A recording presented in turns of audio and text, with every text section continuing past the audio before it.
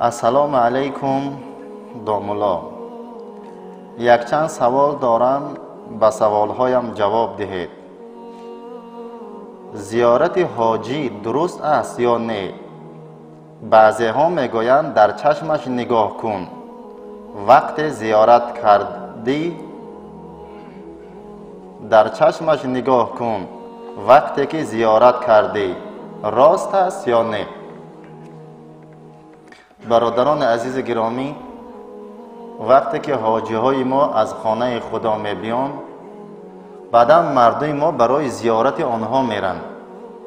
وقتی که پیش حاجی زیارت رفتیم، همون کاسه شوروا خوریم خیزیم می چیکار کنیم؟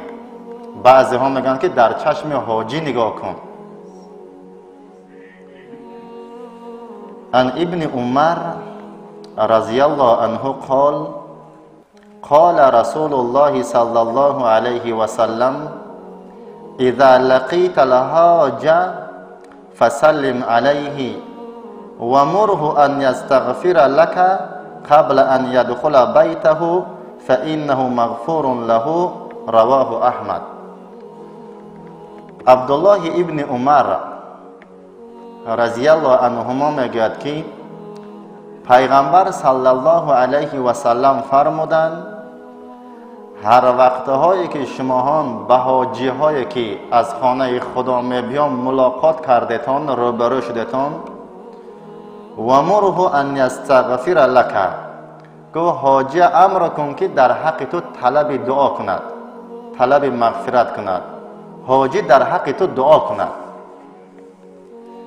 قبل ان یدخل بیته فانه مغفور له، و پیش از آن که حاجی به خانش می‌درد، حاجی که از زیارت آمدن، اما ایرپورت فرمودن تا درون خانه‌شان در آمدن، حاجی که دیدی در رحمان کن که حاجی در حق من دعا کن که برای که خداوند گناه‌های حاجی بخشیدگی، آدم بیگناه دعاش قبول میشه. برادران عزیز، مراد از حاجی زیارت این برادران عزیز، از حاجی زیارت این نیست تو رویم بعدا خودمون در خیرگی زنیم تا همه یک تسبیح کتایست که نتیاد نبرویم و بعدا چیزی نداد با خفه شویم که من حرمت نکرد نداد. مراد از حاجی زیارت برادران عزیز میریم، همون آب زمزم تازه نمیمونه دیگه در اوجا. او حاجی در 10 لیتر آب میبیاره برادر عزیز، او در این 1000 کس نمیرسد. همون یک قطره آب زمزم در یک همون دایره امروزی حکم آب زمزم میگیره. مردی ما نان و نمک حاجی میخورن، ادر میبرن با گپ میزنن که تازه ش نداد.